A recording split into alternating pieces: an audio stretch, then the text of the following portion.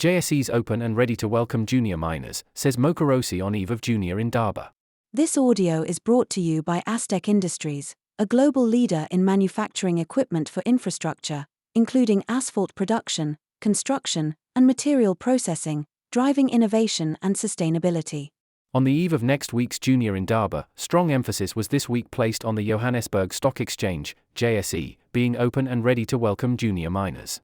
We've got colleagues speaking at the Junior Indaba next week, and at those engagements, we say to South African companies, the market is open, we're ready to welcome you on to the JSE, and capital is available for quality opportunities, JSE origination and deals head Sam Mokorosi spelt out to Mining Weekly following this week's dual JSE listing of London AIM-listed Shuka Minerals.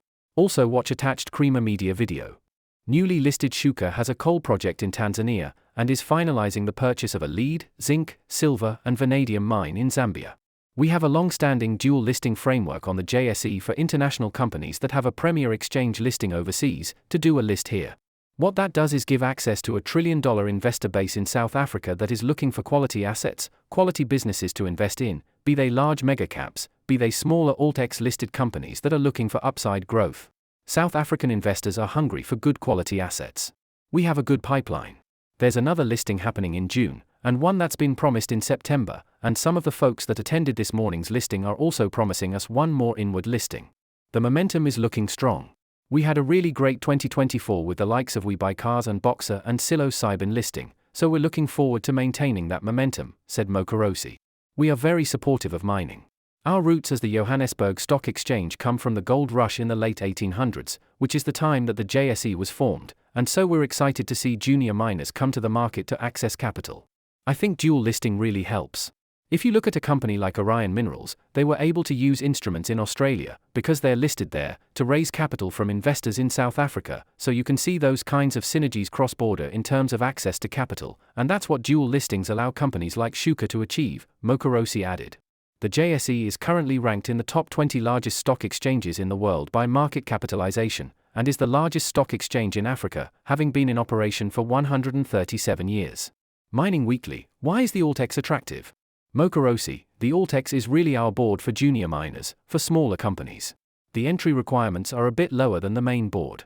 The ongoing obligations are a bit softer, and really what we're saying is, without reducing investor protections, we want our listing rules and requirements to be fit for purpose. A big R1 trillion company must have higher corporate governance requirements than a company that's our 20 million, our 30 million, our 50 million in market capitalization, and so the AltX is fit for purpose for your smaller listed companies. We've been really enthralled by the support that we're getting from the London market. We've had a couple of inward listings from London recently, including Supermarket Income REIT, Primary Health Properties, Assura plc, so there seems to be a good theme in terms of properties and junior miners inward listing from London. So, part of our exercise to attract listings is spending a lot of time there in the markets, speaking to market participants and making sure that the good story of our deep capital markets is well known. However, we are also very active in the South African market. Our engagements with the ecosystem are ongoing. For explorers, developers and investors, the 11th Junior Indaba is taking place in Johannesburg next Tuesday and Wednesday, May the 27th and 28th. Interestingly, the speaker at the top of the list of 40 speakers sent to Mining Weekly is Neil Pretorius, the CEO of Dread Gold, a company which on April 25 celebrated the 130th anniversary of its uninterrupted listing on the JSE, whose primary markets equity origination manager Patricia Kulaverster is also down to address the event.